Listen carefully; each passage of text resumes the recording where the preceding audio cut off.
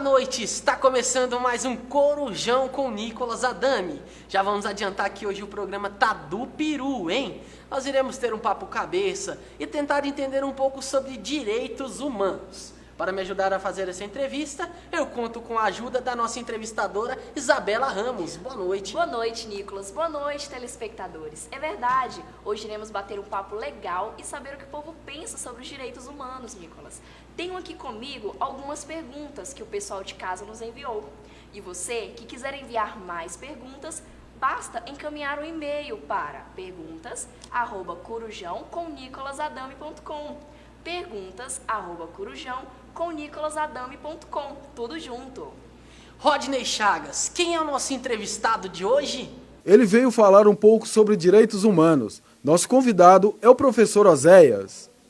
Como havíamos dito, nós vamos falar um pouco hoje sobre direitos humanos. Para falar com a gente, estamos aqui com o professor Oséias. Boa noite, professor. Boa noite. Boa noite, professor. Boa noite. Sejam bem-vindos.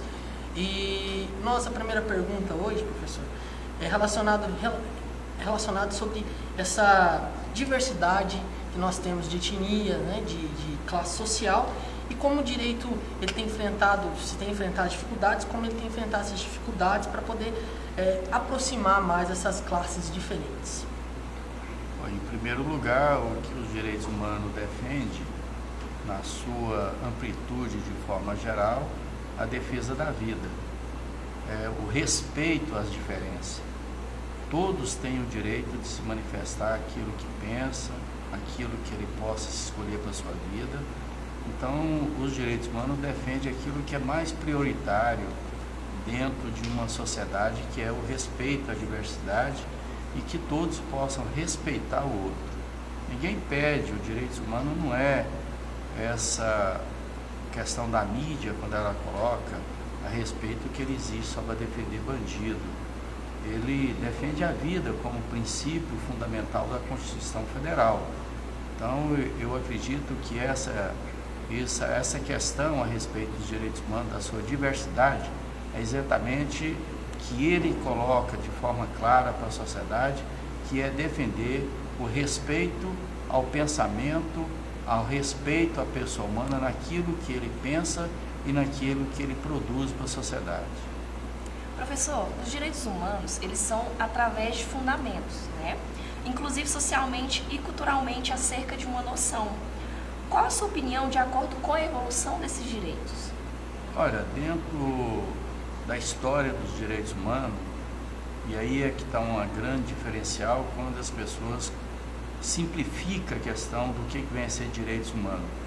Hoje, por vários autores, são definidos que existe 5 gerações de direitos humanos, outros autores definem como dimensões, aonde que são colocados dentro desses princípios ou dentro dessas dimensões aquilo que é básico na vida do ser humano, como questões de emprego, questões econômicas, defesa da questão do meio ambiente, da bioética, do respeito à questão da igualdade, da questão da distribuição de renda.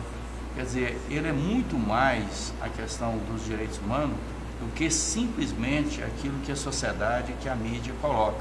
Então, existe na história dos direitos humanos 5 dimensões que vão desde a sua primeira geração, que é a defesa do direito social, da pessoa ter direito ao emprego, da pessoa ter o direito a um trabalho justo, a ter uma renda justa, é muito mais de resguardar o princípio base da Constituição, que é um princípio que realmente nos dá o direito de defender a vida como vida e não defender como é o nosso próprio país, quando a gente coloca não defesa da pena da morte, de pena de morte.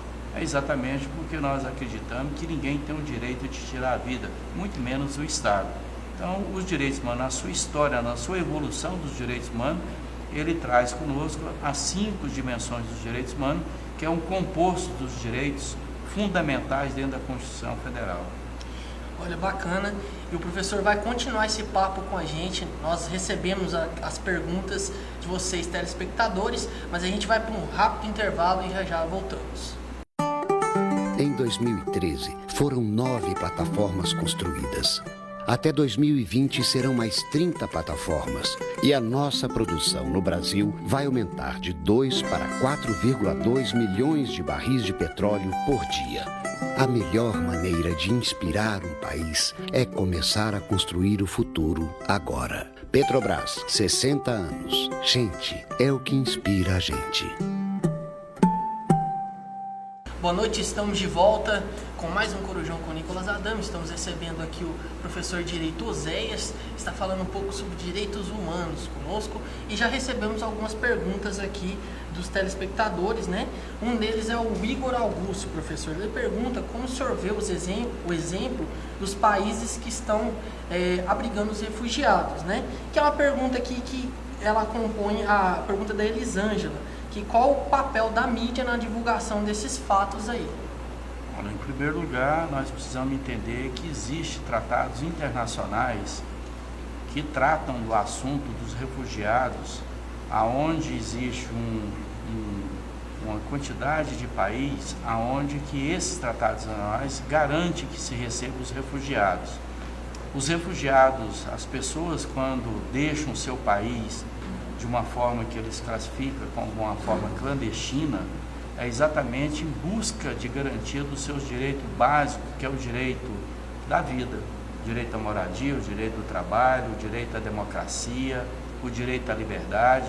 Então, na realidade, no nosso entendimento, é que todos os países que têm esses tratados internacionais, ele deve realmente, de uma forma muito democrática, receber, não é o nome de refugiados, estão recebendo pessoas humanas que estão procurando países que dão garantia de liberdade, de vida, para que eles possam tratar de si e de sua família. O principal foco dos direitos humanos é estabelecer a igualdade e a liberdade de expressão. De acordo com a sua opinião, o que a sociedade tem feito para manter esses princípios? Olha, primeiro, a sociedade ela tem uma visão sobre direitos humanos de uma forma muito equivocada. Como a gente vive numa total falta de segurança pública, eles colocam os direitos humanos como se fosse uma proteção aos bandidos. E na realidade os direitos humanos é muito mais do que isso. Até mesmo os bandidos, por piores que sejam, eles têm que ter a garantia do Estado. O Estado existe para proteger as pessoas, tem que ter a garantia de uma proteção da vida das pessoas, tem que ter a garantia de que eles possam ser protegidos pelo Estado, aonde que o Estado tem o poder de punição, poder de punir as pessoas para resguardar a sociedade.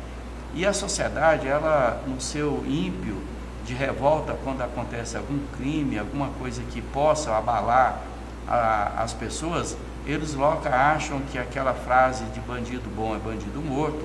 Eles esquecem que aquele bandido, ele tem uma família, ele tem uma vida e que a gente precisa resguardar. A mídia não trabalha os direitos humanos como uma conquista de liberdade e de direito que as pessoas têm que ter na sua amplitude. Os direitos humanos não defendem só a questão da igualdade.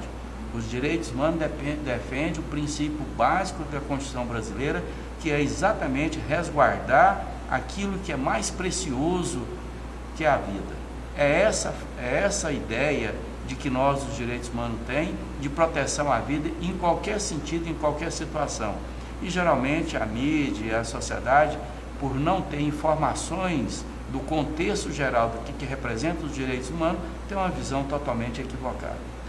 E pegando um gancho do que o senhor falou sobre essa questão da violência, né, que ela realmente assola qualquer um e hoje ela está desregrada, né? Ela realmente tem a população tem tido sentido um ar de impunidade, né? É justamente essa pergunta que eu queria fazer para o senhor. Dia 2 de julho agora desse ano, a Câmara dos Deputados aprovou a PEC da redução da maioridade penal, né? De 18 para 16 anos. Qual a postura que o senhor tem em relação a essa aprovação, caso ela venha a ir até o fim e seja reduzida realmente para 16 anos a maioridade penal? Em primeiro lugar, não é uma postura pessoal minha enquanto professor, enquanto professor de direito. A minha postura, a minha posição é uma posição internacional de visão de uma pesquisa internacional que todos os países onde houve essa diminuição da menoridade penal não resolveu o problema da segurança da sociedade. Pelo contrário, aumentou muito mais, criou muito mais problema para esse país do que soluções. E a pesquisa que nós temos também no Brasil é de que menos de 1% dos crimes acontecidos na nossa sociedade vem de menor. Ou seja, ainda a maior parte dos crimes ainda predominantemente dos adultos, não são das crianças. O outro fato é de que o Estatuto da Criança e do Adolescente, ele deixa muito claro qual é o papel da criança na nossa sociedade. É um papel de formação de personalidade, formação de conceitos básicos e mais do que isso, a criança ela precisa ser preparada para um mundo diferente, não o mundo que a gente vê hoje, onde que os presídios não dão nenhuma garantia nem para os adultos. Como é que você vai pôr uma criança que não tem uma personalidade ainda definida, que não tem uma postura, uma visão dentro da sociedade em relação a essa questão, junto com esses presos que já têm uma consciência, já praticamente se coloca como irrecuperável. A visão dos direitos humanos é de resguardar a vida e a proteção à criança e ao adolescente. Seguindo essa linha de raciocínio, tem uma outra pergunta, essa vem da Elisângela também, que ela pergunta sobre a posição da sociedade perante a violência. Porque o senhor falou no início, a questão dessa impunidade tem gerado aquela questão de justiça com as próprias mãos, né? E a gente tem um paralelo com o direito, às vezes, ele não consegue segurar esses infratores na cadeia por muito tempo. Pelo menos é o que a polícia passa para o cidadão. Como que a sociedade tem que lidar com essa situação de forma que ela não fira os direitos daquele infrator também? Em primeiro lugar, nós precisamos fazer um levantamento como é que funciona os presídios no nosso país.